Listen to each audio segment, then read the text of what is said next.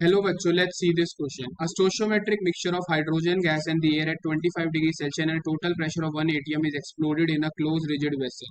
If the process occurs under adiabatic condition, then using the given data, answer the question that follows. Given Cp1 is 8.3 calorie per degree per mole, Cp2 is 11.3 calorie per degree per mole, delta H formation of water is minus 57.8 kilocalorie. Take air as 80% nitrogen and 20% oxygen by volume.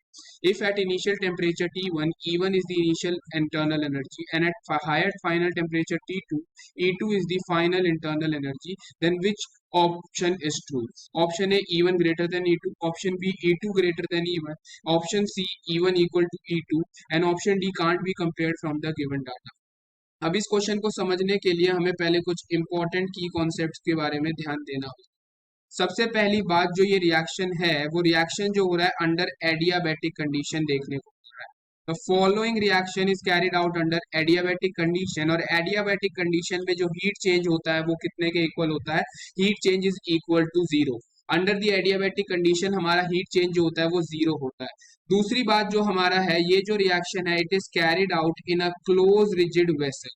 Close rigid vessel का मतलब हमारे पास जो volume of the container होगी वो क्या होगी? Constant होगी, यानी जो हमारा चेंज इन वॉल्यूम डीवी होगा वो क्या हो जाएगा? जीरो के इक्वल हो जाएगा। और हमारे पास वर्क डन का फॉर्मूला क्या होता है? Work done by the system it is equal to minus P external into dV, that is the change in volume. Because हमारा डीवी यहाँ पे जीरो है तो हमारा जो वर्क डन हो जाएगा in this process will be equal to zero. तो वर्क डन भी हमारा जीरो है, चेंज इन वॉल्यूम भी हमारा जीरो है, और एडियाबैटिक कंडीशन है तो हमारा हीट चेंज भी क्या हो गया है? It is equal to zero. अगर मैं from first law of thermodynamics से बात करता हूं, from the first law of thermodynamics, first law of thermodynamics के अकॉर्डिंग क्या चीज हमें देखने को मिलती है? That is the change in internal energy, it is equal to the heat change plus में वर्क डन।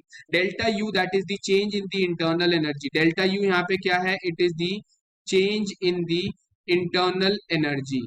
ठीक है, इट इज डेल्टा यू से भी हम रिप्रेजेंट कर सकते हैं या हम इसको डेल्टा ई से भी रिप्रेजेंट कर सकते हैं। It is equal to Q plus W. अब हमारे पास यहाँ जो Q की वैल्यू है वो क्या है? जीरो है।